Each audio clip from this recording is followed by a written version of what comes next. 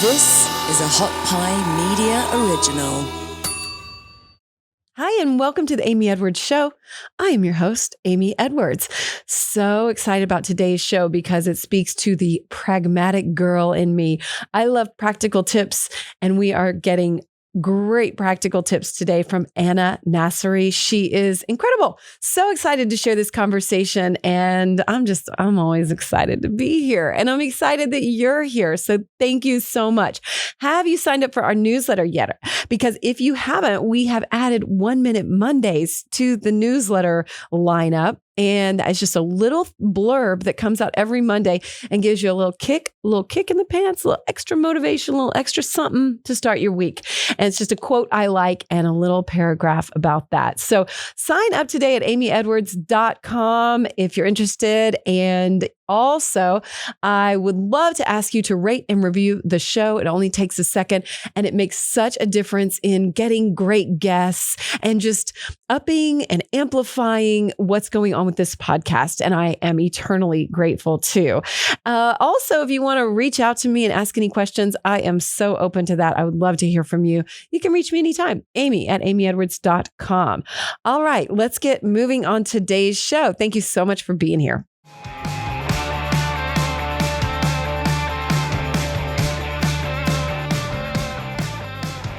The way that we dress and the way that we live has changed.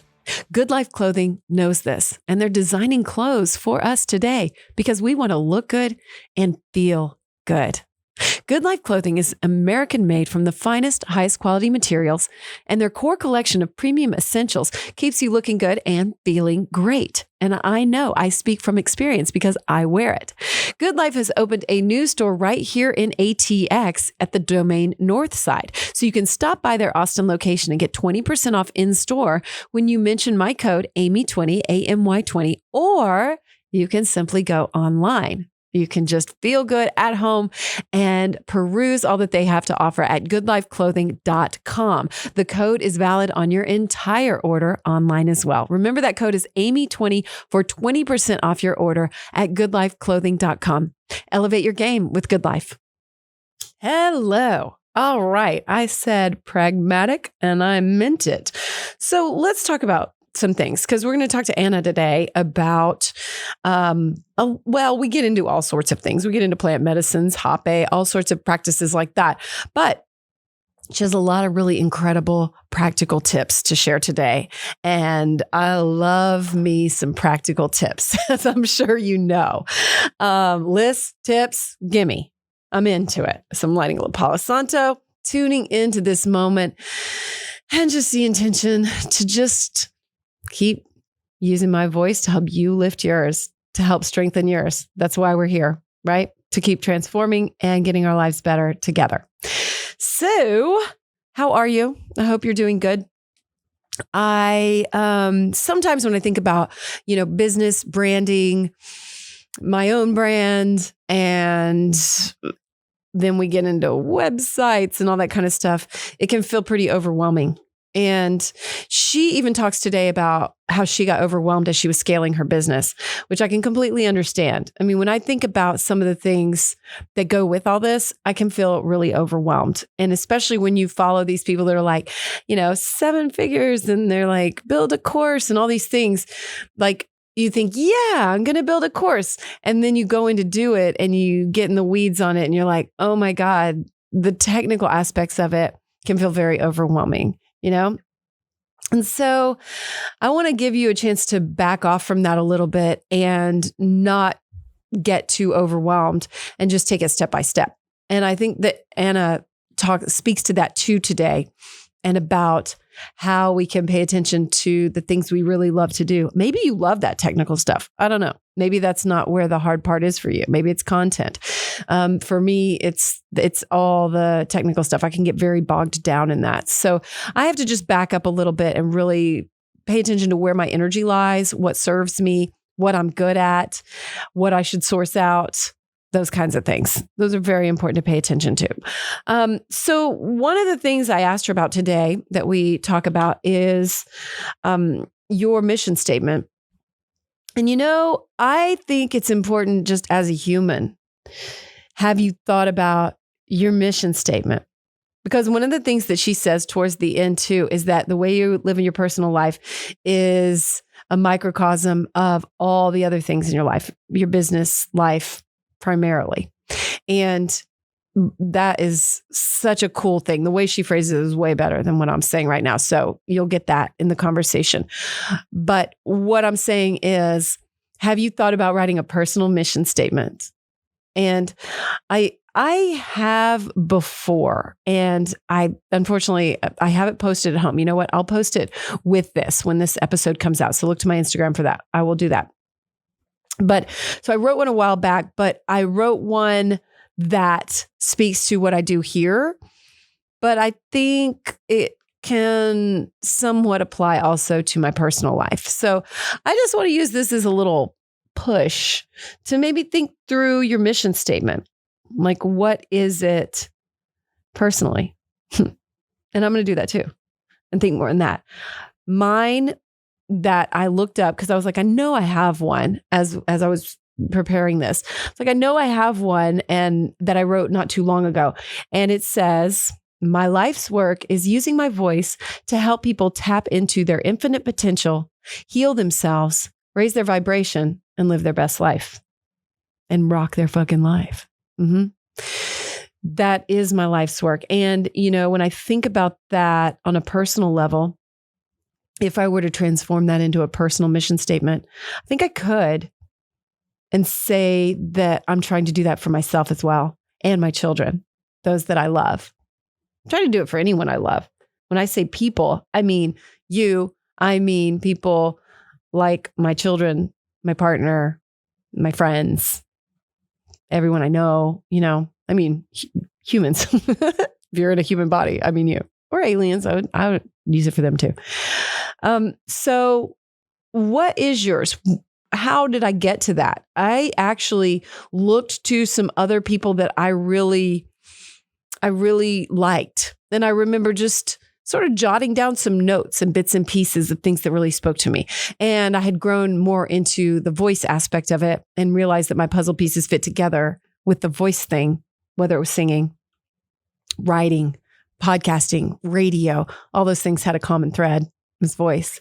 And so, and I had a vision too last year when I was in one of my ketamine infusion journeys and just of me rising with my voice and like it was spilling out into the world and other people were rising with their voices then. And yeah, so I know that gets a little whatever, but it was really powerful to me. And so that helped me craft and form and get intentional and directional with my mission statement. So this is every day is a good day to visit this kind of thing. And it's not written in stone, y'all. It can change, whether it's business or whether it is personal. It can flow. It can evolve. In fact, it should evolve. It should not be a one and done. It is the kind of thing that you should revisit. You should tweak. You should. And so I'm glad this came up today because I'm like, oh, I probably can make that a little bit better in some ways. So I ran across a few things that can help us. That are practical things that we can do to help us with our own mission and our own brand before we get in with Anna and her awesome tips. So I'm going to tell you a few things that I did was, have you really thought about who you're talking to and tell them, you know, what they can expect from you? Like, here's what we're going to do, whether it's business or whether it's personal. Like, here's what you can expect from me. You can expect honesty, openness, authenticity. Like, what is it for you? And then if you're going to take this more into a business way or coaching or whatever your thing is, you can turn it into an offering, right? And like turn it into like, hey, here's what we can do for you, right? And so some questions around that can also be great prompts. I ran into this list of questions, and I think that it's really interesting because some of them sound like they wouldn't relate that much, but I think they do because they give you a picture of where your mind and personality lies, like what you really like.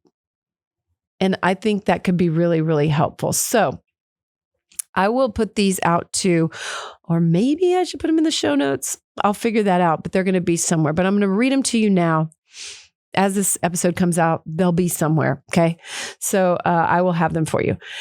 Maybe even on my website, something like that. So here we go. These are just questions to get you in the mindset of who you really are and what your mission in life is, what your mission statement could be. So the first one I have, and I ran across this list from something called Kitty Tank, and it was like a female-led business entrepreneurial group. And this was something that they sent out about really getting to know you kind of a thing and really getting deeper in who you are. And so I've made some tweaks on this, but this is essentially where that list came from, and it's really cool. So the first one is 3 books or podcasts you listen to. Well, here's one. Here's a podcast you listen to. So include this. It's about transformation. So clearly you care about change and growing and becoming your best self, right? Because that's what we're here for. So you already know something about yourself, right? Okay. I'm already up leveling. So there's something about me. So what are a couple more? And like for me, a book would be, and I'm not going to go into answering every one of these, don't worry. But a book would be The War of Art by Stephen Pressfield. I refer back to that one so much. But one of the things that I like about that book is that it is clear and simple and short. So let's get to the point, right? So it's interesting to kind of look at these things and go, why do I like that? Oh, that's why. Oh, it's super pragmatic. Or, oh, I really like something more esoteric. I really like diving in. I really like the language they use, whatever it is. So anyway, that's where we're going with these questions. I think that's a really cool example as you get into your mission. In a perfect world, what does your life or business look like in 3 years, 5 years, 10 years in a perfect world? Have you done that exercise? That's a good one. And no, I haven't. Not for a while. I've done it before, but I need to do it again. How did you find your passion? What is your passion? Do you know that? What part of your job would you like to do more of? What could you get off your plate? What terrifies you, but you know it would be beneficial to do or confront? What activities could you start today that would make you more successful? What are your strengths? What's your best business advice? What's your worst business advice? Who's your ideal client? What makes you stand out from the competition? That's a good one, right? What resources do you need or want? What resources do you offer? What are 3 things that changed your life or altered your way of thinking? Woo! That's a good one. I always ask, what are some of your most transformational experiences to my guests before they come on? What are some 3 things that you hope to achieve by the end of the year? Or maybe you have a birthday coming up, Colton. What do you maybe hope to achieve by your next birthday? What accomplishments are you most proud of? What interests and intrigues you?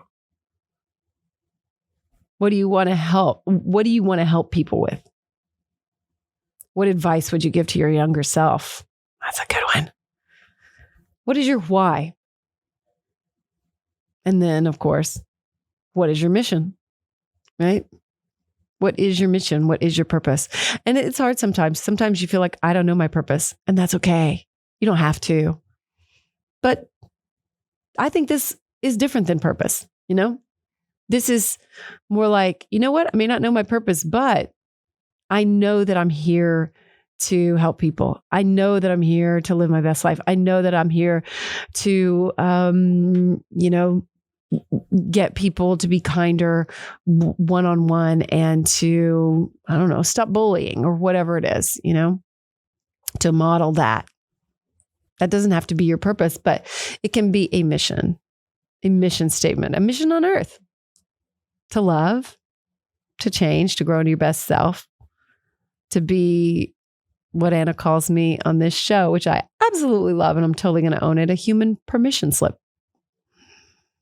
Permission to do whatever the hell you want to do. live life how you want to live. All right. Speaking of her, I'm ready to get to today's conversation, and it is gloriously beautiful. I absolutely loved it. I am so happy that she came on the show. Anna Nassery, she is the founder and CEO of BrandUp. She is a branding expert and an energy hacker, which I love. Her energy hacks, they're real. And hey, I don't think they cost any money at all. Isn't that great? Even better. You can find her on Instagram at AnnaDoingThings_, or her company at We Are BrandUp, or you can find them at brandup.inc, INK. And she's absolutely gorgeous soul inside and out, stunningly beautiful, and just a very cool, open, level-headed, balanced human being. And I don't say that about everybody. And I loved getting to know her a lot more on this episode today, because we really did get to know her a lot. As she shared, she seamlessly shares how she started and how she got to where she is today with her company. And it is fascinating, and how she balances that work life with her personal life, and how she takes care of herself in that and doesn't get overwhelmed anymore, burned out anymore, because she's been through that. And sometimes that's, where the best expertise comes from, is experience, right? And she's experienced quite a lot. And I am just so excited to share this conversation. Be sure and look her up and give her a follow, AnnaDoingThings_. And so let's get to today's conversation, and stick around to the end when we do a little wrap up. I think I want to talk a little bit more about something in particular. So stick around to the end. Y'all guess what I'm doing right now? Can you hear that? Oh, you know what it is. It's Purpose Plus from Sovereignty, and it's my favorite. I'm dying to drink it right now, but I'm not going to do that in your ear. Instead, I'm going to tell you about it. Sovereignty is creating game-changing supplements to make us rise higher. And I'm all about that, anything that can help. And it's not just about productivity, okay? But let me just tell you, it takes your workouts to the next level. It makes your to-do list easier. It makes falling asleep like nothing to it, but it also does something else that I'm going to tell you about. So listen, my favorite, of course, is the Purpose Plus, and it helps you have a good day every day. It's a blend of CBD and CBG, which is a mood-enhancing hemp-derived ingredient. There's also 7 clinically studied ingredients. They have done their research, I promise you. And they have the world's best adaptogens, and it delivers results that you can almost feel immediately. The supplement empowers and supports your mind and body to feel better, be better, and achieve new levels of productivity, or just feel good. You don't have to be productive on it, because I took one the other day on Sunday morning. I wasn't planning on being productive. I just wanted to go for a walk. As I'm on my walk, and as they have said, it can be an alternative to microdosing. So if you want a legal alternative, maybe microdosing is something that you're like, I don't know how I feel about that. This is a great alternative, because let me tell you, I was walking and I felt kind of high. Actually, high. I felt really good. And I was talking to a friend on the phone, and I said, wow, you're not going to believe this, but I feel like really good right now. And they had said that would happen. I drank it on an empty stomach that morning, and I just felt really creative and really, really good. So there's different ways to use it. And that's one of the beautiful things about their product and all the research that they've put into it. They've said that you would have to take numerous other supplements that are very famous and well known in order to add up to just one Purpose Plus. All right. So I also mentioned sleep, and it is about proper recovery. Y'all know I'm a sleep freak, and they have Dream Plus. It relaxes and calms your mind and helps you fall asleep and stay asleep, and has 5 clinically studied ingredients, CBD, CBN, and adaptogens to heal your body from the day while you sleep, which is a beautiful, beautiful thing. So you can go online to sovereignty.co and order and use the discount code AMY to get 20% off of your purchase. That's AMY. And if you're not happy with your results, guess what? They believe in their product so much that they'll give you a 30-day money-back guarantee. So you can just return it within 30 days if you're not happy for any reason. But I'm telling you right now, I think you will be. I really, truly do. I absolutely love it. It's sovereignty.co, SOVEREIGNTY.co, or Make it simple with SOV, SOV.live. Remember to use your code Amy, 20% off at Sovereignty. Cheers. We're just hanging out as friends. That's exactly what we're doing.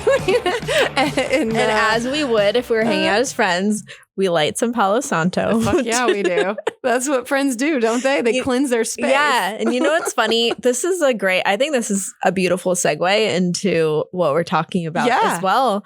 Because I think for me, one of the big ways that I've fallen into my feminine is sensory experiences and creating routines. That's a huge one. Okay. Right? You create routines to get more into your senses? Yes. Cool. Yeah. I think that's as a way of getting present. And I think as women, we have such a keen sense of intuition as well. Mm-hmm. And pardon me. It's okay. I got you water too if you need it. Thank you. The way that I kind of see it is, however I can get more embedded into my body, the better. And for me, sense, sight, sounds, like waking up every day and before I go to bed, I have my lights on. I have these really dope galaxy lights and a red light on at night. I have some of those. Aren't those cool? They're so good. I'll show you my setup because I use my red light as a night light too, and I blend the two together. So it literally looks like this too, because it has the bright red coming out. I love it. I'll show you that. Yeah.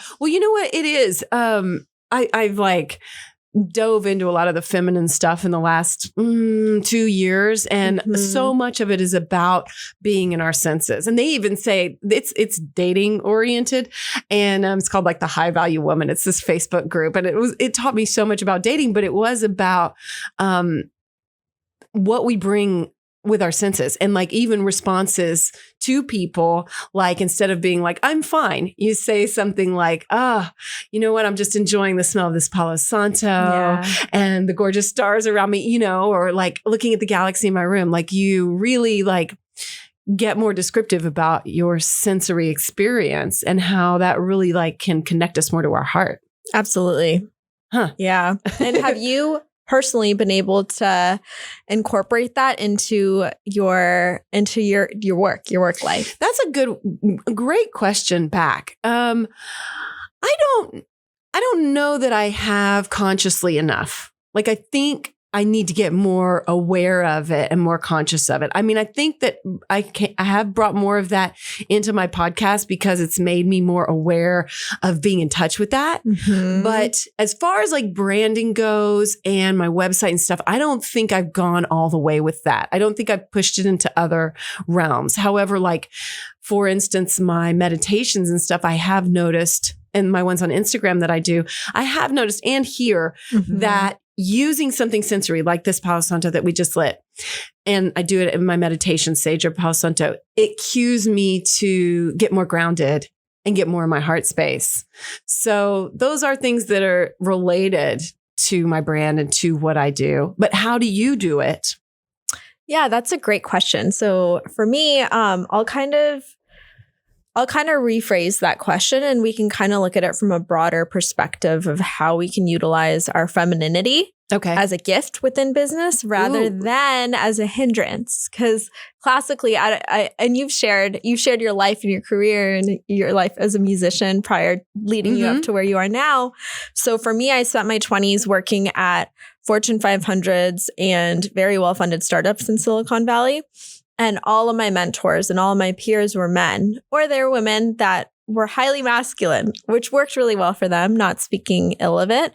And also for the purpose of this conversation, anytime I use masculine or feminine, I'm not speaking to gender. Right. I'm speaking to that energy that lies within each of us. And we all have a certain level of femininity and masculinity. You kind of have to be. You have to be whole. It's part of who we are. Yes. Yeah, absolutely. So I think for me, I grew up with that mindset of you have to be in your masculine. You have to be in your go, doing versus being. Yes. We were just talking about that before we went on air. It's because my Instagram name's Anna Doing Things. And I'm one day I'm going to rebrand Anna Being because that's the point, right? So the way that I see masculine energy versus feminine energy is very masculine this is my definition of it, is very push. I don't want to say forceful, but like makes things happen. You have goals, you have metrics, you have containers to things. And then femininity is more receptive. It's more flowy. And this goes into dating. These are all things that you can apply to dating and sexuality as well. Mm-hmm. However, I think you really embody those within business. And I think early on when I first started, so I worked in corporate for a while, and then I launched my own agency. I run a creative agency about close to 5 years ago. And around then, it was really just me because, as you know, you have a team over here. You're supported. You're able to be in your feminine because you have people supporting you. You have mm-hmm. people, really creating certain containers for you. But early on, it's like, or if you're running something on your own, you have to wear a ton of hats. You just read my mind. I was like, you're wearing all the hats. You're wearing everything. So you have to. So unfortunately, for me, I can speak for myself. Early on, I felt like I was really masculine because I had to worry about operations. I had to worry about project management and scheduling and booking this and taking care of this and finances and legal and all these things that took me away from my creative flow and what I have now found out to be my inherent gifts. So now I actually had this vision come to me. I was doing a psilocybin ceremony and I was like, wow, Anna, like I'm here to really, shift the paradigm on how to really be powerful, but in your feminine at the same time within your business and really have that and really embody that and build a team around that and have friends that kind of embody that as well. Mm-hmm. I think that's really where my power lies. And I think that's so cool to be able to embrace that and recognize the gifts that it provides, right? So let's delve into that a little bit. What have you noticed? What has shifted for you as you moved into that? So I think first and foremost is getting the support in the areas that I didn't excel in and also were not inherently fluid. Yeah. For my energy. Well, you had to step back and recognize those too first, I would guess, right? Yeah, correct. And also because I had this story and this had to do with the way I was raised as well. My parents were immigrants, so I saw them work a lot. And they were from Afghanistan. Afghanistan, right. Yeah. And I had this formula of in order to be successful, you need to work really hard. And there's a direct correlation between the amount of hours you work and how hard something is to the amount of success that you have. So It's taken me a lot of work to be like, no, things can be easy. Yeah. Things can be easy. And I'm constantly repeating that. I'm constantly finding other women or men who really embody that. And that does exist. And I utilize them as my expanders for enabling me to be like, oh, that's possible. Yeah. So I think for me, it was more the perspective shift initially, mm-hmm. growing a team, making hires to fill the roles that I knew were more masculine for me. And then also— Which are what? What are those? 100% operations. So operations, finance, legal. And those are all things I think any of you women listening, it's really great to have a handle on them at a high level, mm-hmm. but not in the day-to-day execution. I like that. Yeah. Yeah. Yeah. But I mean, if somebody's just starting out, it's pretty hard to hire somebody. They're going to have to step into those more masculine roles, at least at the beginning, right? Absolutely. Which I'm guessing you did. Yeah. Yeah. And mm-hmm. and from time to time still, I need to step into those things as well. So some tidbits that if I were to give myself advice a few years ago, I love that, is now honoring my energy. So things like when we're lighting the Palo Santo. So my morning and evening time alone is very sacred to me. Mm-hmm. That's when I get my energy in check. That's when I get my foundation set. So that way I can show up as the best me. I'm not the person to get up, get out of bed, hop on my phone, send the emails, do this. I'm like, no, even if I'm waking up late, I need to honor that time with myself. And also knowing and understanding that everybody operates differently. Mm-hmm. And a lot of people are great at this. One of my good friends, I was just staying with her day yesterday was just back to back to back to back meetings. And she would hop off one, hop on the other. And I would hear her and she'd own all of them. And I'd be like, Oh my goodness. My entire team knows I cannot do 90 minutes of consecutive calls. If we have 2 meetings, the third one, I'm going to need to schedule tomorrow or later on in the day because I can absolutely force it. That's force energy. For me, I'm like, no, I'd rather have a little bit of white space between go outside, go for a walk, get my energy up, get into my body again, get into my body. That way I can essentially channel my creativity so much more efficiently. And there are different hats that I wear as well within my business right now. So at a high level, I'm all about strategy. So the direction in which my business is going and certain creative endeavors, those things can't be forced. Those things come to you. So for me, it's all about opening my body up as a vessel to receive. Yeah. To receive instead of being like, oh, I have this much time in my calendar. I need to sit on my laptop and figure this out. That's force energy for me. And it took me a very long time to understand that because unfortunately, that was just what I saw in my 20s working in corporate was seeing a lot of force energy and being like, oh, you need to do this, not necessarily being in flow. And what I recognize now is I think I have pretty decent boundaries within my leadership as a business owner. I'm not one of those people that works 24/7, but I like blur the edges of the amount of time that I work because sometimes as a creative, I have some of my best downloads and some of my best strategies that come to me in offline hours. If I'm out on a walk, if I'm at Barton Springs, sure. If I'm doing plant medicine, they're like floating around in there, and they're going to come up. Mm-hmm. And that's the fun stuff that I'm like, ooh, now I send myself a voice recording. I'll list it all. And I have SOPs for this lined up too. Send voice recordings, SOPs? Like standards and procedures. Gotcha. So I have my team and I communicate on Slack. So I have a couple of operations and operations roles and integrators within my team. How many people do you have?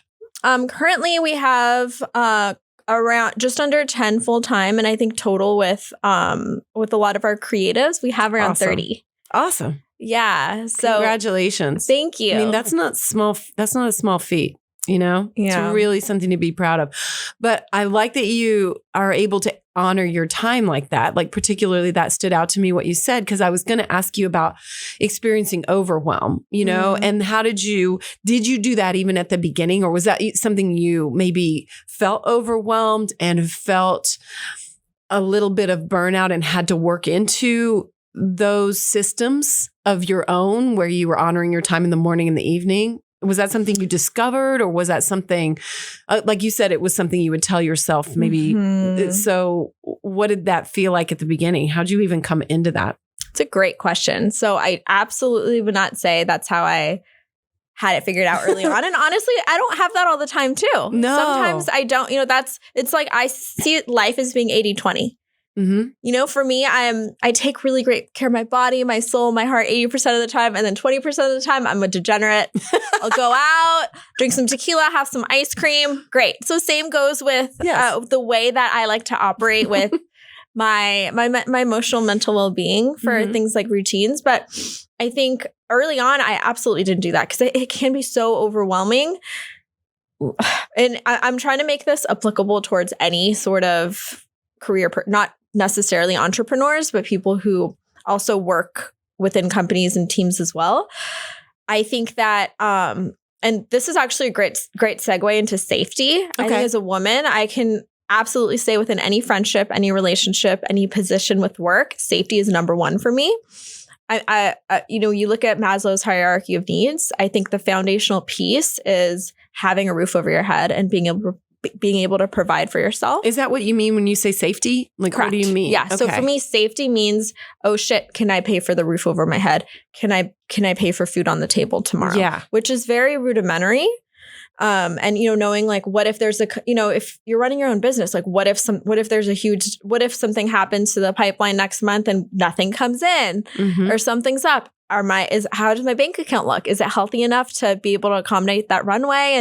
And that's why a lot of people do better working within teams. And there's nothing wrong with that. There's such a trend right now.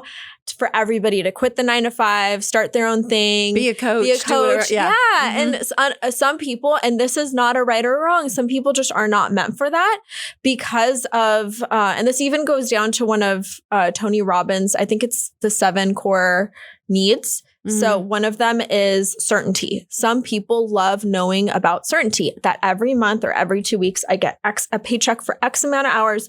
I have my benefits taken care of. I have ABC down. I drive into work every day. It's the same, that they love. Frankly, I see the appeal. As someone who doesn't live that way at all, I completely see the appeal. Yeah. In fact, I had a crisis just about a week ago and I was like, do I need to just go get a job? Like, do I need to go get a 401k and have health insurance? Like, I was really like at a moment, you know?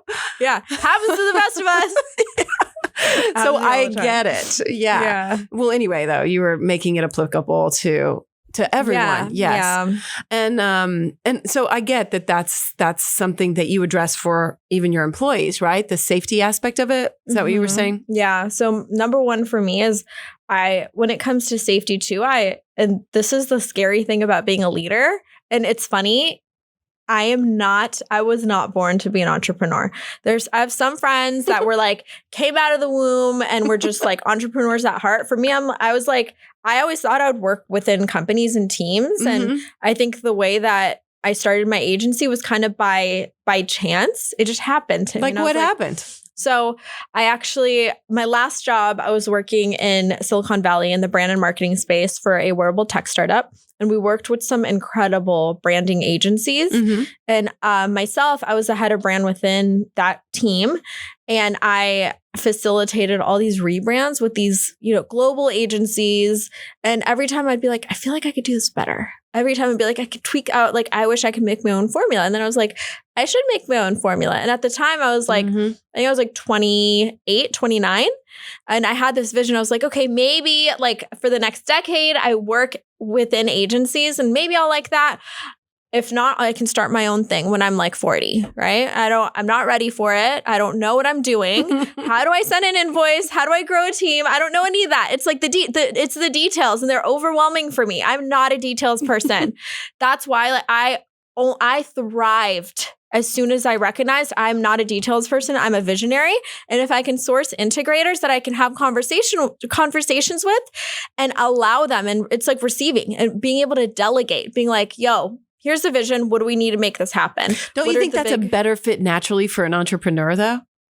I mean, really, because I'm kind of a detail-oriented person. I'm more of the detail type. Don't you think the visionary type, I mean, you're suited to it? Yeah. There are different types for sure. And there's actually a good friend of mine, Amanda Bucci, she has this wonderful personality quiz, which I'll send you. It's called the Entrepreneur Archetype. Ooh, and make a note. Will you make a note of that? Yeah. Put in the notes. We can add a link in there, but it breaks down your working style into, there's the creator, which is 100% me. I feel that in you as well.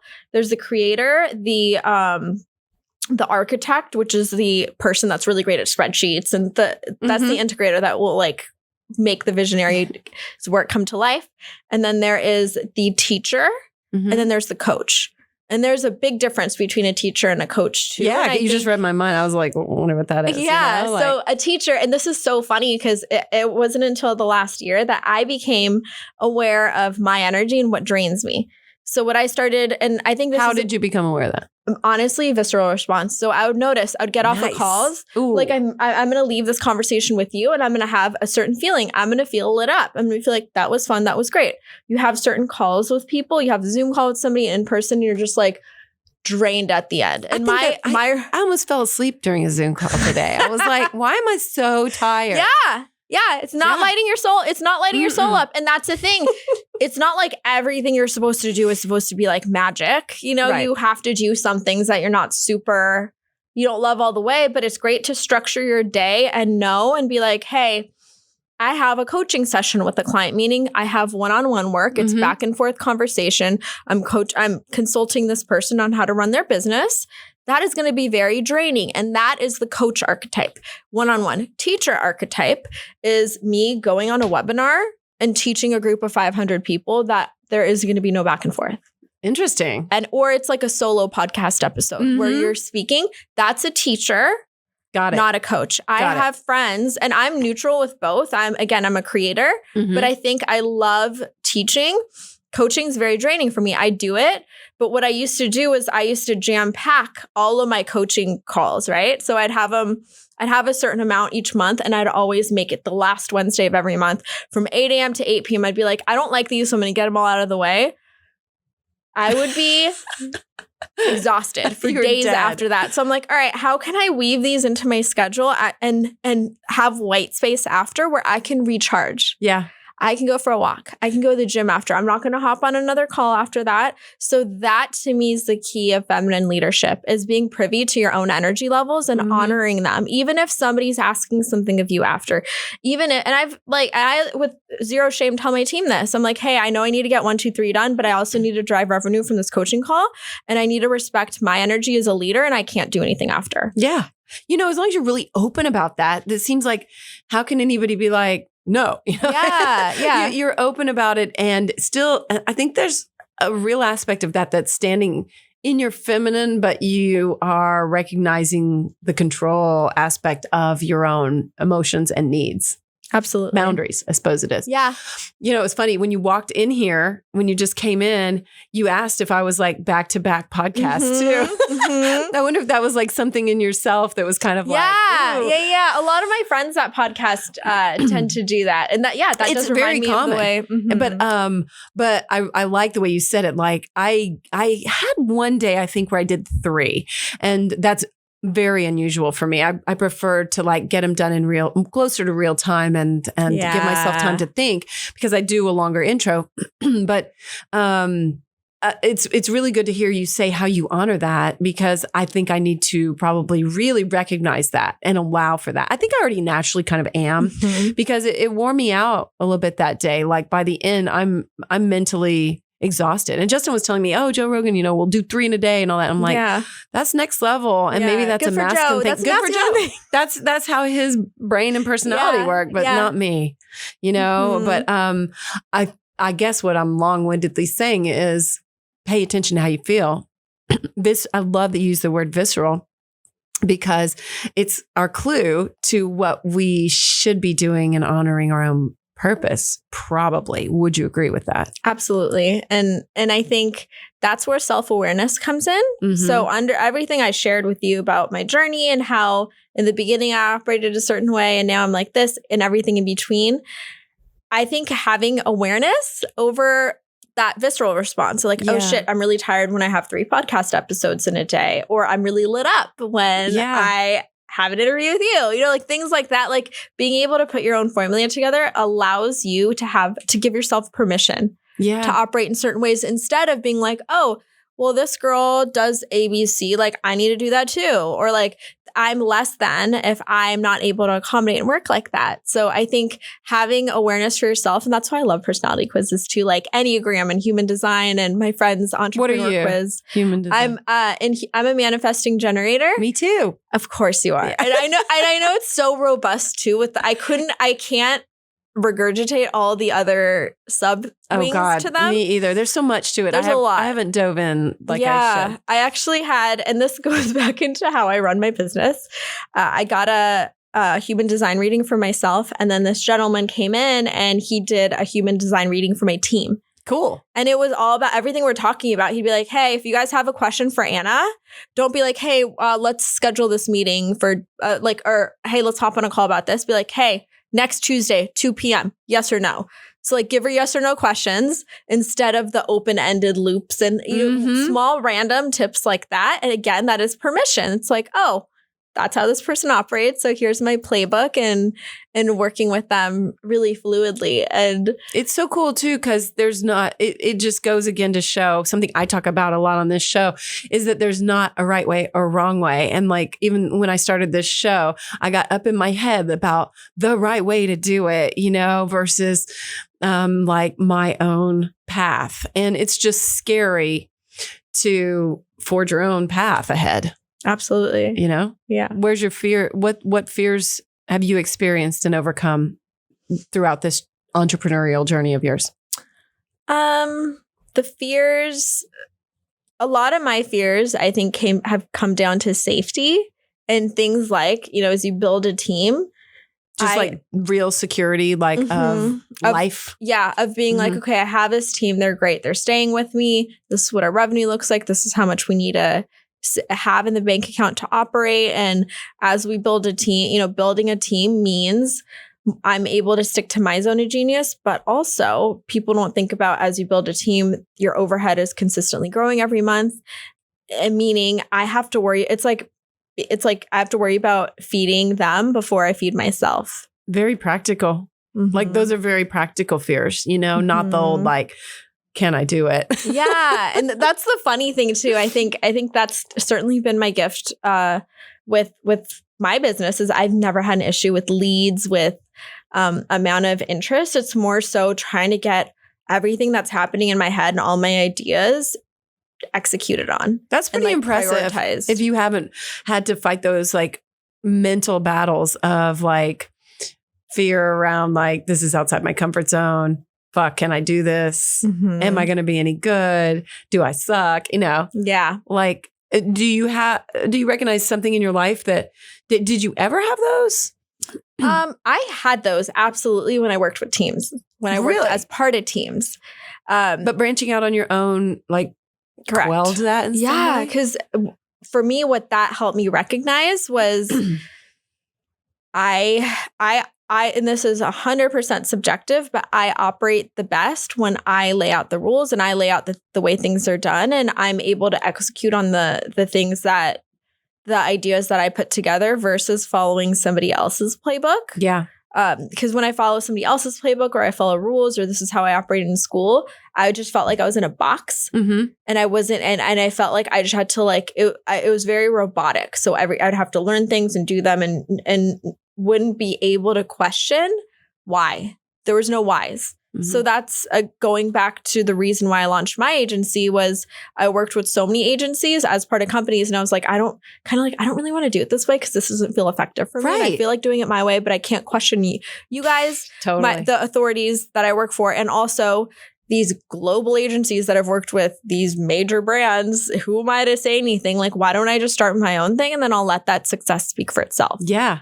And you have your own reasons. You know the reasons why. Yeah. That's good because that's juicy. Like, if people are unsatisfied in some way, that's a great question to ask. Like, is it because I don't know the reasons behind this and I can't ask for myself? Maybe that's a good prod to move out on your own in some way. Absolutely. And that's kind of the policy that I have with my team. And this is, I mentioned this during the interview process and during any one-on-one meetings we have with them down the line for full-time employees or just creatives that are working for us part-time. It's always like different companies have different cultures and and it goes back to how people like to work. Some people like, and it goes back to safety. They like being told like, hey, you need to do 1, 2, 3. That's how you do it. You come to work every day, do these things. For me, I'm like, that's not how we operate. Yeah, we do 1, 2, 3. But if you think there's a better way of doing it, or if there's a way that's going to allow you to do it better in your own way, we're all ears. Go for it.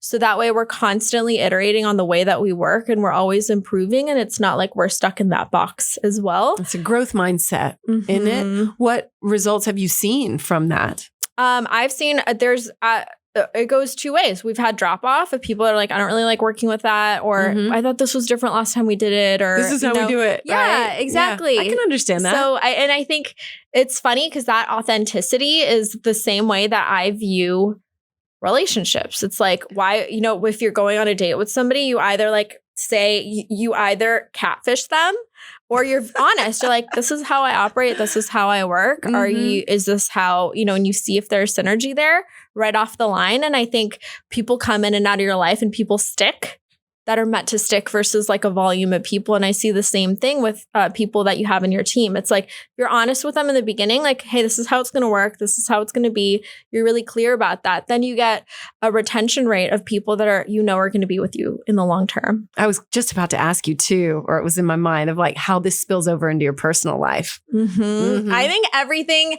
is a microcosm of your personal life. Me too. So I've done so much healing within. I like that though. I haven't thought of it just like that. It's a microcosm of your personal life. Absolutely. Okay. Like I went through a breakup early 2020. Mm-hmm. And at that time, going back to safety, that's when I hyper focused on my business, because I was like, I had this story of like, I'm building a life with somebody, and I almost focused more on the life that he was building, because this was very subconscious. But at the time I was like, he has more potential to do something bigger. As a, I put him on a pedestal as a man, like he's so much brighter and he could do all these things. I'm going to focus my energy onto him.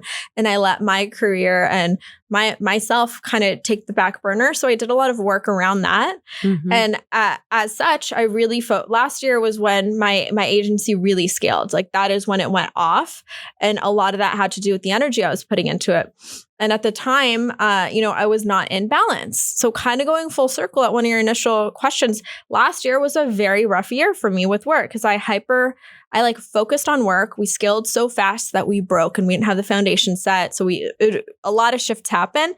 And what I recognized were, after that relationship, some things that I recognized as being my wounds and ways that I wasn't showing up as were the same. Like you could apply those same principles to work, and you can apply those same principles to friendship, everything.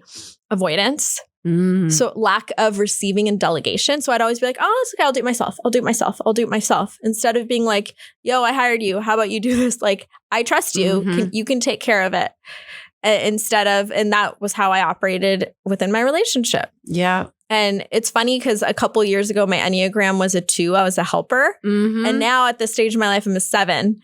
So that's funny. I'm right between 2 and 7 or 8. I can't remember. I should take it again. Yeah. That's interesting. Like you should take it again. Absolutely. Mine change my Enneagram changes like every year or 2.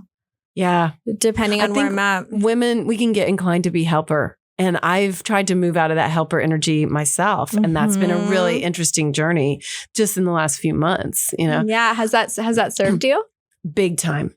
Well, it's because it's like, I don't have to do everything. I can just be worthy. Just this right here. Just this as me, like you don't have to, in a relationship, lean forward, do things like control, like fix, and which I'm good at those things.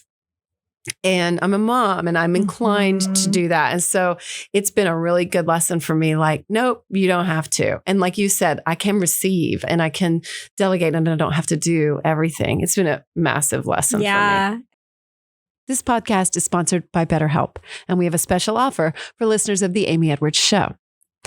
If there's something that you feel like is interfering with your happiness or perhaps preventing you from achieving your goals, which I completely understand, BetterHelp is here to assess your needs and match you up with your own licensed professional therapist. How cool is that? You can start communicating with them in under 2 days, under 48 hours. It's not a crisis line. It's not about self-help. It is actual professional therapy that's done securely online. Securely. How cool is that? There is a broad range of expertise within BetterHelp as well. And they're always bringing new people on across all 50 states because sometimes in your area, you don't have what you need locally available. So you can find it right there online and secure. It's available worldwide, actually, and you can log into your account anytime, send a message to your therapist, and you'll get timely and thoughtful responses. How cool is that? You can also schedule weekly video or phone sessions, and you don't have to travel there. You don't have to worry about that travel time, the stress of that, or even sitting in a waiting room and having it be super awkward, right? It takes all that out of the equation that you usually have in traditional therapy. BetterHelp is committed to facilitating great therapeutic matches, so they make it easy and free if you want to change therapists. Like nobody's feelings get hurt. You are able to do that, which is so hard in real life. Their whole mission is to help you start living a happier life today. So you can visit their website and read their testimonials. There are so many and they're always popping up. And here's one I just read about somebody whose father passed away, which I understand. My father's passed away. And we've all been going through strange grief right now, right? And so this person says they shut down and lost their ability to feel anything because grieving the loss felt overwhelming. They've now been working with a therapist there for several weeks and feels like himself again. Honestly, I feel more like myself than I have in years. I've been to therapy before with great results, but she's one of those rare therapists who makes her clients feel important, valued, listened to, and cared for. It goes on from Jody. I think that is so incredible. There are tons of these reviews that you can check out for yourself at betterhelp.com/reviews. And I highly recommend that if you are feeling like perhaps online therapy is right for you. And if it is, then go to BetterHelp, HELP.com and enter our code AES, betterhelp.com/AES for Amy Edwards Show. And you'll get 10% off of your first month with them. So take charge of your mental health with BetterHelp. And I see it happen all the time. I see this happen with friends as well. But if you have issues with communicating your needs, if you tend to avoid uncomfortable situations or you tend to deflect, it's going to happen to you at work too. Yeah. And what a great mirror. Because I mean, it's kind of unfortunate, but we all, for the most part, it's like everybody has an 8-hour workday. Do you have an 8-hour day during the week where you spend on anything else for the most part? Not really. That's how this nation operates. So we're in that 40-hour work week, give or take. So why not utilize that as an opportunity to exercise these muscles of like, hey, how can I clearly communicate? How can I articulate my needs? How can I be open to receive? How can I give feedback from a place of love and not criticism? How am I able to really execute on these ways that I want to better show up in an environment that's safe? And it should be, at least. That sounds so good. Yeah. You're so well thought out in this.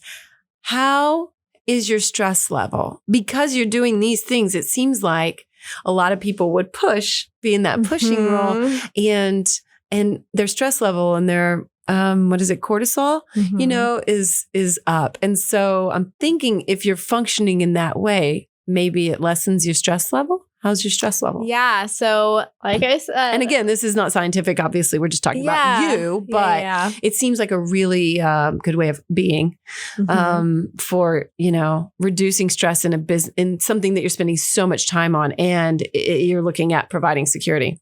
Yeah. Not only for you, but for 10 other people. Yeah, exactly. So it's a great question. I think last year I was definitely burnt out. Definitely. Okay. We went through a really big hiring phase. So just going through the hiring and training, and a bunch of things shifted. And I knew the way that I see it is I believe I have a very healthy mindset when it comes to work. So when I go through these sprints of having heavier work weeks or months or whatever it is, I know there's a finish line. I'm like, all right, this is temporary. It's my investment. And then I'm going to have a sprint of really just being my body and relaxing and flowing. And, I prefer toggling back and forth instead of having Monday through Friday, 8-hour, just the same monotonous shit all the time. So the way I think last year though was, I think, a much longer bout of overworking myself.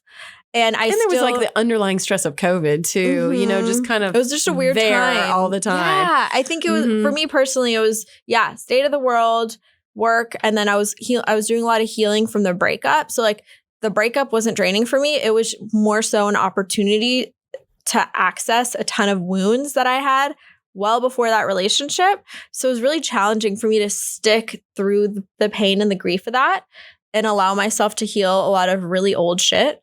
So that was very tiring for me. And then showing up as a leader. So it was a lot was happening. And what I started really implementing towards the end of last year, I was like, all right, I know more than anybody because my energy is the most important thing on the planet to me. It's like currency for me because, like I mentioned, I can't go back to back and do 1, 2, 3 and all these other things. Like priming my energy is number one. So what are ways that I can infuse these little energy like spices throughout the day? And how can I optimize my sleep? The way I view health and energy is I see it as like 95% of your vitality is based on the quality of your sleep, your hydration, not just the volume of water that you're drinking, but the quality of the water and your electrolyte balance, and then getting adequate sun and breath and oxygen. And, I love it. And that everybody tries to look at like, what are the biohacks or what's the pill I could take or what do I need to do to undo the stress, when ultimately physiologically like that, everything I just mentioned is like 95% of it. And you could do the other 5% with whatever fancy trendy things you want to do. And the other part of that is mindset. And that for me has been a huge shift. And I'm currently healing adrenal fatigue that I went through last year that I'm currently healing adrenal fatigue from everything that I went through last year. Mm-hmm. And I'm doing that with I just finished a liver flush. I'm about to do a second liver flush. What do you do for those? So I do this. One of my girlfriends wrote me a plan for this. It's basically, I don't do cleanses, by the way. I can't, I like to eat. Not doing a juice cleanse, okay? So it's like 7 days, which is doable, of just very minimally processed food, lean protein, grain-free veggies. She sent me this whole plan, and then a lot of dandelion, and then a couple of Metagenics products. They have this ultra clear shake you'd have early on in the day. No caffeine? Mm-mm. Or no caffeine. Yeah, no caffeine. Correct. Mm-hmm. And that caffeine's been another, just in general, part of my journey as well, because I love me my coffee in the mornings. And what I do now is I'll do half calf coffee. So I'll blend organic beans and then Swiss processed decaf beans. So it's like, I'm like, I can have a cup in the morning, and it's not like a crazy amount of caffeine. And I just throw a ton of nootropics in there. I'll throw like L-theanine in there, a little bit of Schizandra, rhodiola. Like I like to play around with whatever like feels good for me. Good for you. You're paying attention to it. That's so awesome. Good hacks right there. Yeah. Those are hacks themselves. What about you? What are your hacks? Because you look incredible, and I feel like anytime we've hung out or I've seen you, you're radiant, but like your energy is consistent. Thanks. I don't feel like it is today. Or just right now. I haven't been exercising enough, and I can tell my body's not, like, I can just tell I'm not taking care of myself as optimally as I would like. And I'm questioning, like, why? Why am I not? Because I'm a sleep freak, though. Same. And I think what are your sleep hacks? Or what do you, I actually go to bed. I go to bed. I mean, like, that is the trick. Put down your phone and go to bed. I don't take any particular sleep aids, anything like that. I drink water. If I'm drinking caffeine, I stop drinking by like 11 a.m. Always. And like, I don't do it later in the day, and I don't really drink much alcohol. Those are them. And people don't really want to hear those. They don't want to hear that. They're not the great ones that like people are like looking for something magic. Like, not like don't drink alcohol. But I mean, like, really, alcohol interferes with your sleep and your REM sleep, and you're not going to be as rested. So yeah, I'm a sleep freak, and I'll preach it all day long. Yeah. So you saying that as a priority, it is like prioritize your sleep. That is when you heal. That is when like beauty rest is real. And I love that. And I want to throw this back to you because I want to ask you too, because I've done some plant medicine healings too, especially in the last few years.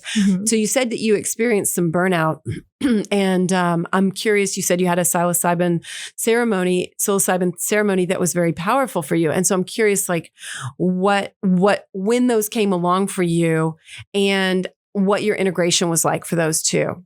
That's a great question. So I'm 34. I think I grew up, I never did, like, I didn't even smoke weed. I never took recreational drugs, anything like that. It wasn't until I think I was like 21 and I was listening to Tim Ferriss' podcast where he interviewed James Fadiman, and they spoke about LSD, and I was just like, oh, this is interesting. And it opened up in my field, I think. And I was like, all right, next time I feel like this organically comes up, I'm going to try it. So I think when I was like 23, I tried an LSD microdose for the first time. That was really beautiful. That was very beautiful for me. That I think shifted a ton. And then a couple years later in LA, I discovered this therapist that a bunch of my friends and I work with, who he throws these private ceremonies, and they'll do, and when I was speaking about psilocybin earlier, this is what I was referring to. He'll do these ceremonies where you do a little bit of sassafras. So it's like a heart opener first. And then he'll give everybody doses of this chocolate, which is psilocybin with trace amounts of ayahuasca in there. Not enough where you're having a full ayahuasca experience, but every time I've done that, I always feel a feminine presence with me, and it's really beautiful. And these have been very sacred for me. I think I've done them 3 or 4 times a year. I've done them with my best friends. We now do we always do private groups with like me and 10 of my best friends. Yes, we'll chat about it after.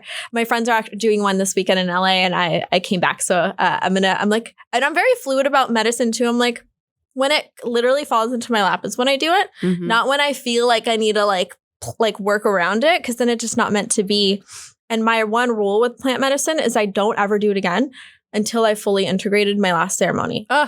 That's a great policy. Yeah, but I think that was part of the reason why I didn't do this one too. I'm like, ooh, that'd be fun. But I was also like, I'm going to listen to. Am I here for fun? Yeah. I mean, are you there for fun or what? So yes. And I actually, during these ceremonies, so that breakup I was telling you about, we broke up in ceremony for one of these ceremonies. And it was beautiful. It was I would highly recommend it, you guys. Say if you're going to break up, do it on mushrooms. Do it on mushrooms. Yeah, because it was very like, loving, very loving. We're like, okay, probably a good idea. Yeah. And then we all worked through it together, and it was beautiful. And then when I decided to move out to Austin was when my best friends and I did one together last January, and we were like, we should move somewhere together. Like, where do we move? And we're like, let's do Austin or Miami. And then after that, we came out here to visit. And I was like, we're moving to Austin. Wow. So I've had, and also my agency we have a product shop, which we just launched. We have these templates. Yes. That idea came to me in ceremony. So the way that I view ceremonies for me is I do them for healing. I try to spend as much time alone as possible. And my best analogy for it is it's almost like you're driving through like a street of like all the facets of your life. And you're able to just like from afar look, be like, oh, career, oh, my health, family, this, and just very objectively be like, I'm good. This is great. It would be great if maybe I did a little bit, you know what I mean? So I love it. I love it in that sense. And I think next month I was gonna go. I was gonna go do a ceremony with Celeste in Malibu. Ooh, awesome! She's supposed to come on the show sometime. So, have you done with her yet? I haven't. And that would be Bufo, which is 5-MeO DMT, which I have talked about my journey on that. Okay, have you done Bufo before? I've done 5-MeO synthetic. Oh, one interesting. time. I haven't done synthetics. So. Yeah, the gentleman that facilitated it, everybody has their own reasoning. He said he preferred it just because it's easy. The dosage is more, like you can control it a little better. I bet. But I've heard she's excellent at holding that space. And then also when you do the combo beforehand, which I've never done as well. I've never done that one. How was your experience with it? I don't plan to do it again anytime soon. It does not seem appealing.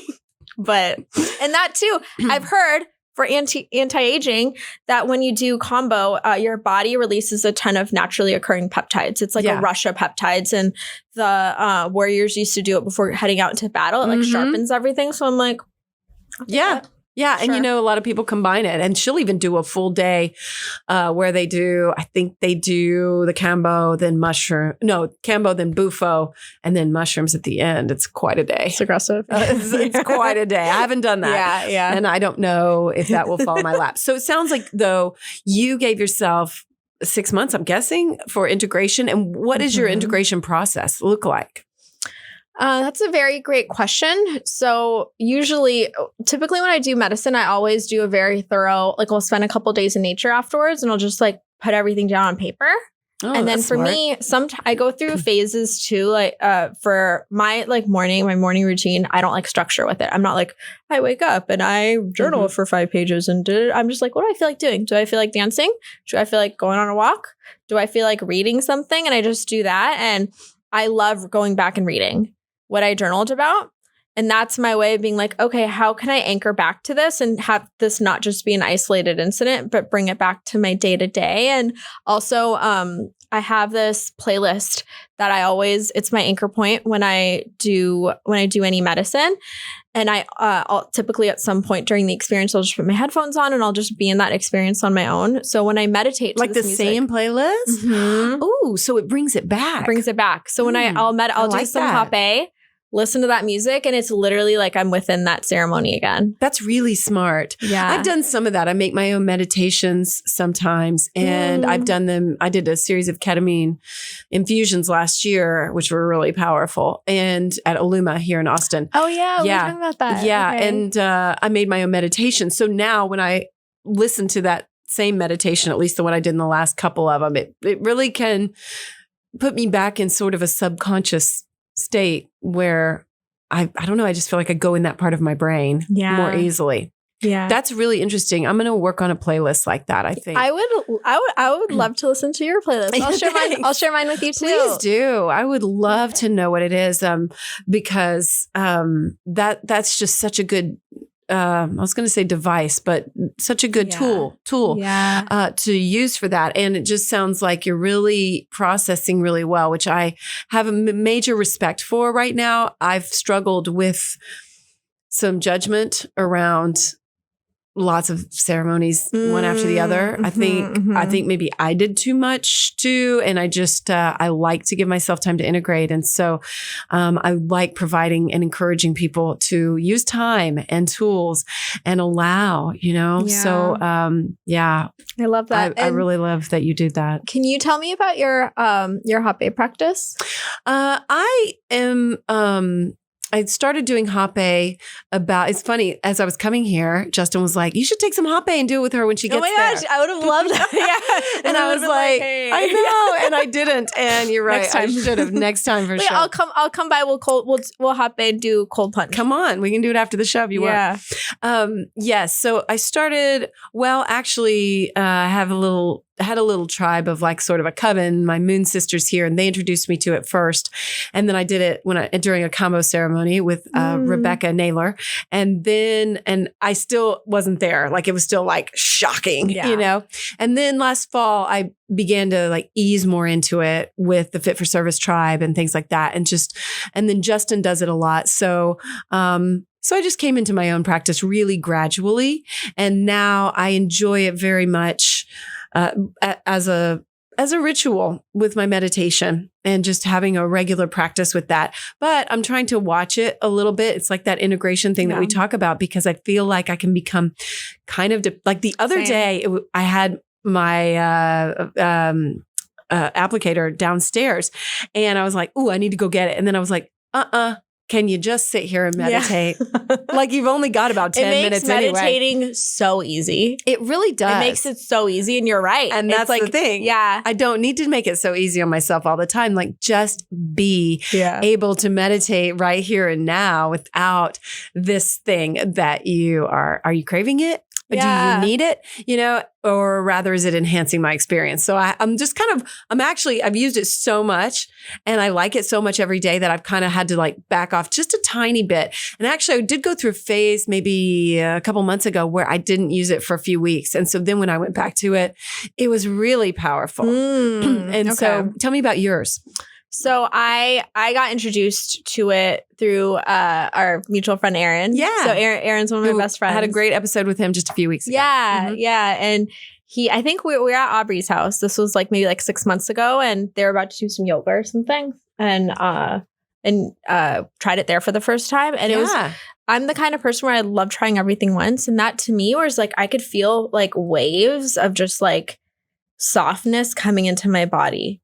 And it was so beautiful, and it just lasted a couple minutes. It wasn't like this, it was by no means, is it a psychedelic or anything like that? But it just helps you, for me, get in tune with my heart, get in tune with my body. And it's been a great tool for me, kind of healing my nervous system again. Yeah. Because sometimes I almost feel like I have too much frenetic energy to just sit and meditate. So again, I'm trying not to become dependent on that. But it can ground you. Absolutely. And maybe it is like a training tool. Did you say training? I think that you did. And like, that's a really cool way to view it. Like maybe,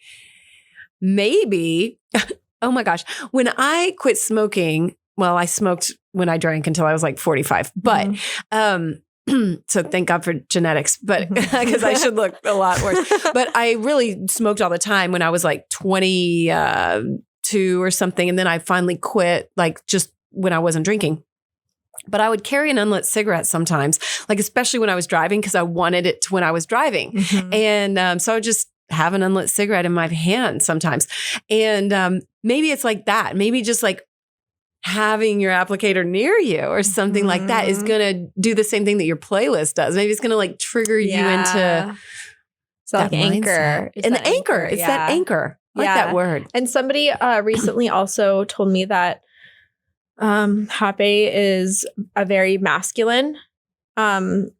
I don't want to say it because it's not necessarily the tobacco. Yeah, it's not necessarily the tobacco because it's different from like smoking a cigarette or a volcano, but it's very abrasive. A volcano. Those like plastic bag things that people. No. Oh my gosh! Wait, you would love really? love those. Yeah, it's basically it's like same idea where it's ceremonial tobacco with herbs, but you smoke it. out of this big plastic bag. No.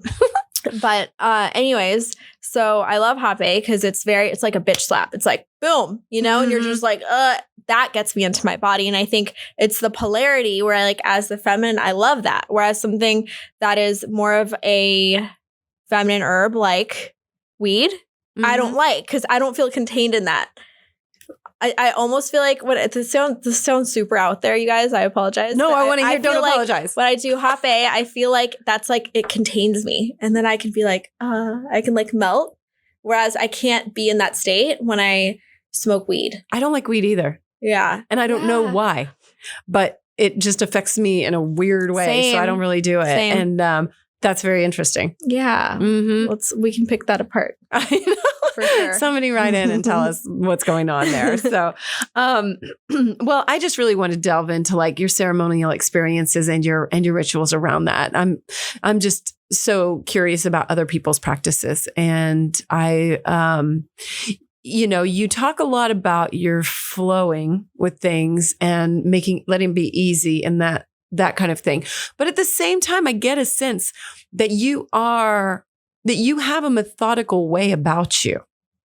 You seem balanced in that regard, which is very interesting because I think people can really push to the side of like flowy and all that, but you don't seem to neglect any of those aspects. Like even when you talk about plant medicines, you were like, okay, I'll look at my home life. I'll look at my business. I'm going to look at my relationship, Like I still sense that there's a methodicalness to it. And that's a nice balance. Do you sense that about yourself? Do you see that? I don't think I give myself as much credit, but thank you. Because I think something... Yeah, I think it's a compliment. I think that's a really it is. Cool thing. Thank you. Because something I think, again, when I was single for the first time in a long time, something that I reckon a big, like, a reason why that breakup was tough on me was I was like, that was the person that was the masculine in my life and would make sure I'd leave the house on time to get to the airport. And you go the master of time and space, right?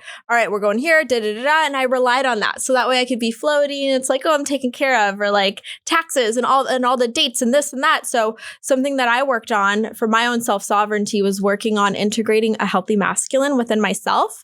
That way I'm not like relying on somebody else for that. That way I'm not like, I need to go find another relationship for a guy to fill this role for me that I need and I can't operate without. Because classically, I'm a space cadet. But what'd you do to get that healthy masculine? What'd you do particularly? I think, honestly, it's just discipline. It's discipline. Really? Yeah, it's like flexing that. Discipline, like how? Holding myself accountable for certain goals I'd have, holding myself accountable for, I think for me, it's time is typically the issue for me. So classically was the issue for me. So I think creating more containers around my schedule and being more mindful of my of how I'm spending my time instead of just flowing through it. Because before I'd be like, I don't like making plans and things will work out when they work out. But now I'm like, all right, how do I actually make space for the things that I need to get done and really prioritize those? That way everything else I could do afterwards and really enjoy it.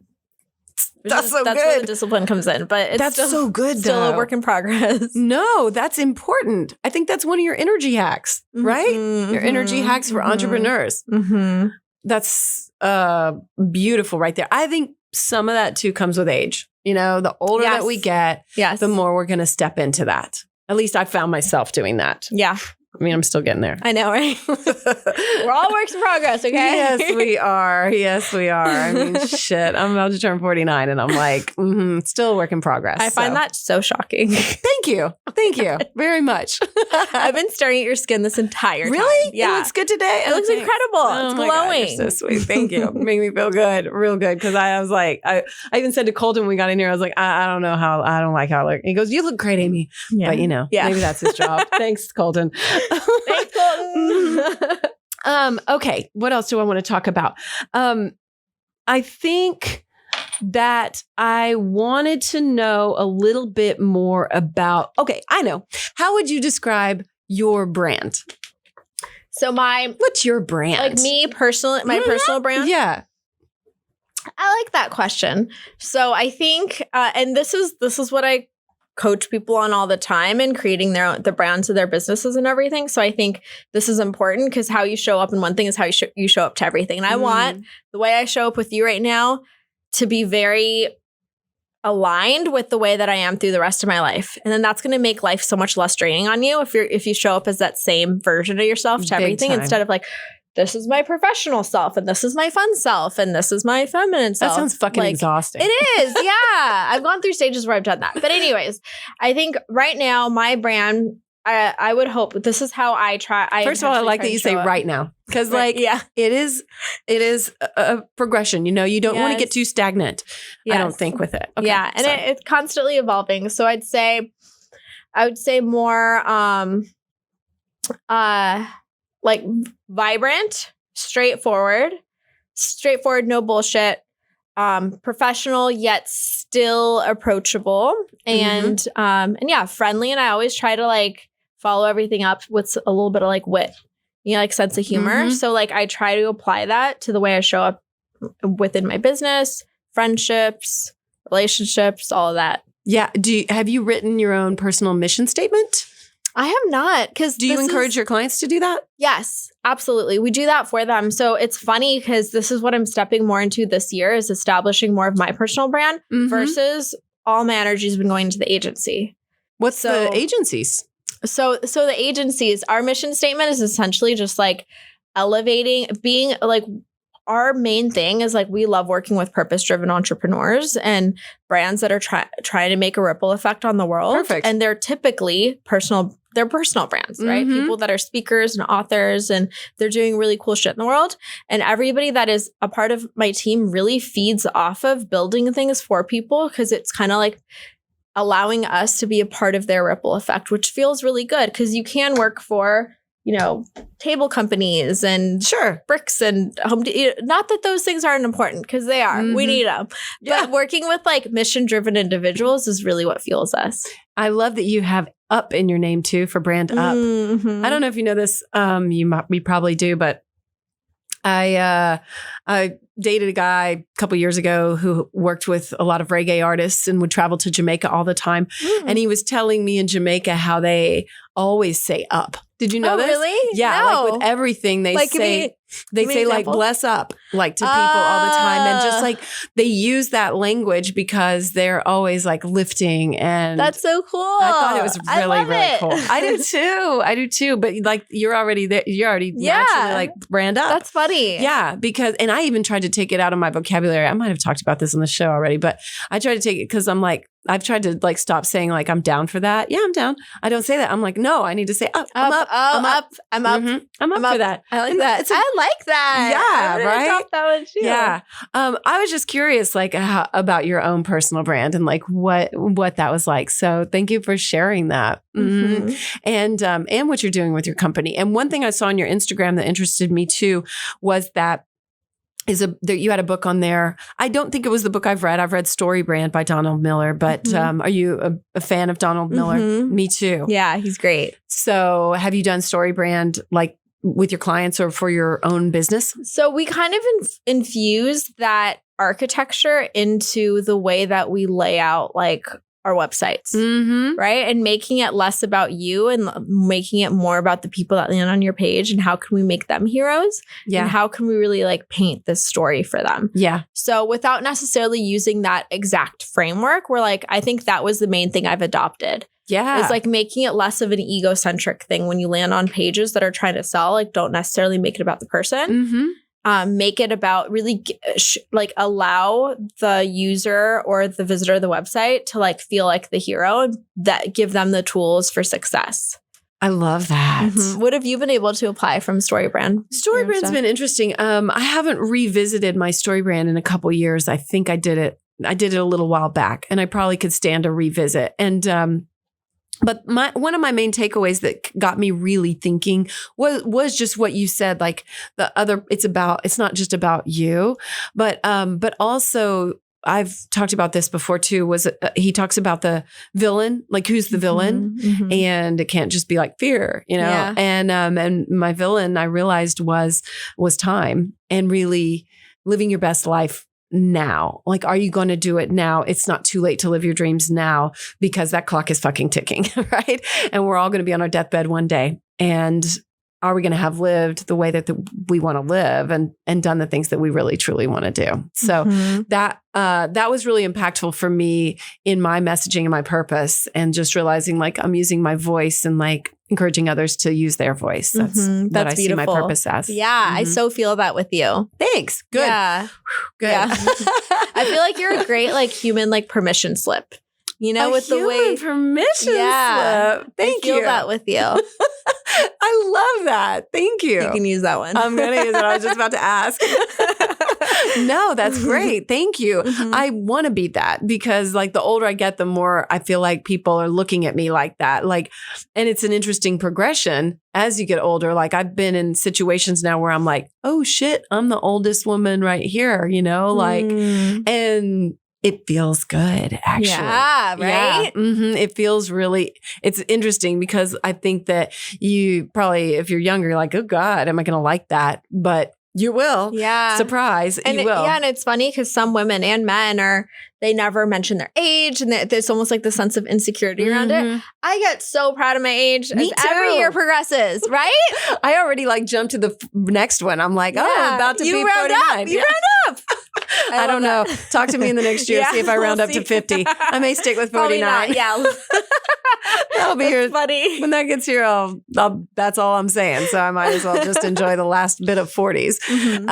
But anyway, thank you. Human permission slip. I want to be that. And, you know, just lift up voices and like let women know that it's okay to flow and do whatever, you know, your heart calls to. There's so much value to me in what you're saying, though, and about really getting attuned to what feeds your energy. And I think that is one of the takeaways that I have really enjoyed today, and paying attention to that. So I don't know. That's not even a question. I just wanted to say thank you for that, because that brings a lot to my life. And I don't know, maybe it's kind of a trend right now. I'm not sure, with people paying more attention to that. And with and I think people speaking more, podcasts, Instagram, all those things, we're having a bigger conversation around it, which is really beautiful. So thank you for that. Yes. Yeah. Did that bring anything up in you, just thinking about your own energy? I think ultimately going back, and this just maybe the human permission slip made me think of this as well, as I think we're all built differently and we all operate differently, and our energies flow completely differently. So I think everyone out there really just owning who you are, you know, taking the time and self-awareness to understand like, hey, this is how I operate, and then giving yourself permission to operate in that way. I think is number one when it comes to really showing up the best version of you, instead of being these different versions and putting on these hats. Right way. Exactly. Giving yourself permission. I think that's beautiful. Like, let us give you permission to do it your way. Yeah. Let that freak flag fly. Yes. The world is full of human permission slips that are beautiful, beautiful people that are doing it their way. And don't do it their way. Do your way. Yeah. That's the permission slip. Well, as we start to naturally, I feel like we're kind of wrapping up a little bit, but is there anything we missed, or anything that you really want to share today, or even reiterate as we start to move out of this? I would say going back full circle to, you know, for you ladies out there that are listening, to tapping into like your feminine energy, and, you know, not necessarily feeling like, I would just urge all of you guys, like, don't feel like you need to operate in a certain box of masculine energy and masculine go. If that's how you work, great. Don't feel like you need to stick to that, because learn from me. I was in that box for a long time. It was draining, and I wasn't thriving or operating anywhere near the way I'm operating now. It took giving myself permission and operating in my own inherent energy systems. And, you know, I think we could turn that coin over and talk to men. Like, what would you say to men? To men, that's a good question too. I think you might not have been prepared for that, but I'm just curious. Like, what would you say? So So for men, it goes in the same way that I feel like women put themselves in a box sometimes and feel like they need to operate a certain way. Like same message goes for men too. You know, and I think in the workforce, just because men have been operating in the same paradigm has been in play for the last 50 to 100 years, men working, men being in hustle. And that tends to be more of the masculine energy. I see it happen less with men of being like, oh, I'm super creative and like, oh, but I need to stick to this box. But that does happen. Because like I said, masculine and feminine energies have nothing to do with gender, and it has all to do with just your energy system. Yeah. So I think for men, really integrating the feminine that's in everybody as well. And the feminine comes down to like delegation and receiving as well. Men, like people think creativity is making art and painting and dancing and all these things. No, creativity is also gender neutral. Creativity is strategy, problem solving. That's all creative flow. So that can only really come from an integrated feminine, which I feel like sometimes men shy away from. Yeah. And maybe even a simple way for men to get more in touch with that side is like we were talking about, coming right back to the beginning, that sensory experience, you know, just tapping into right now. Okay, this chair's comfortable. Like, here's how I feel. You know, I can feel I'm sweating, you know, or just like getting in touch with the moment and your senses and what you smell, what you hear, what you taste, what you feel. That seems like a thought around it, because it definitely helps us. So surely it would help men too. So you're welcome, guys. Yeah, we got you. We got you. All right. Well, is there anything else that you want to share before we go? Anything like, I don't know, that comes up for you?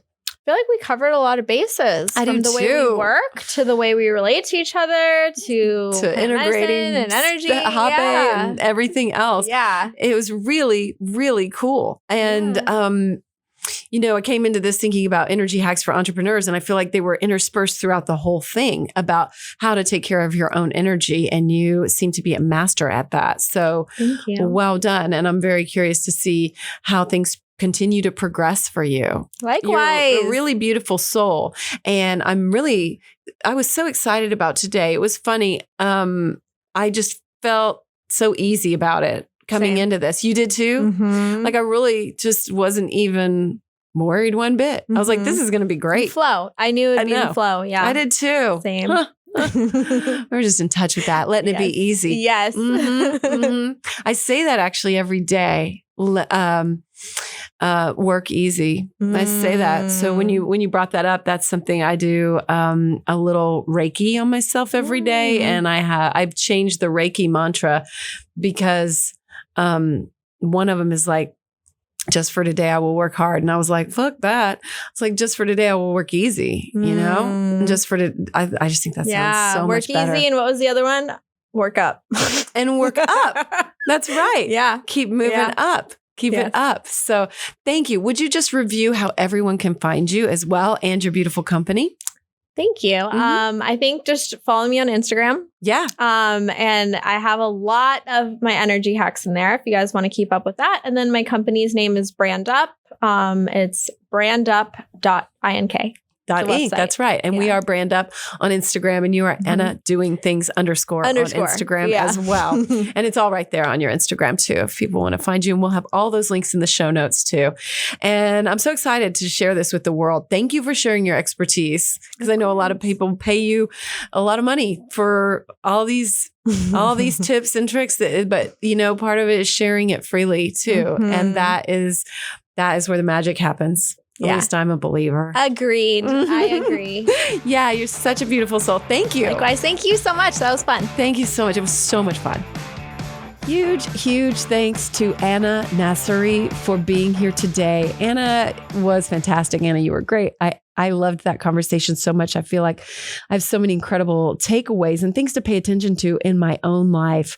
And being a guardian of my own energy and how that can lead us into a more prolific and prosperous business life too. And really, it's about connecting with people, so much of it. So anyway, don't forget to connect with her too on Instagram. Like how I did that? It was an accident. At Anna Doing Things _ or we are BrandUp on Instagram, brandup.ink, INK online.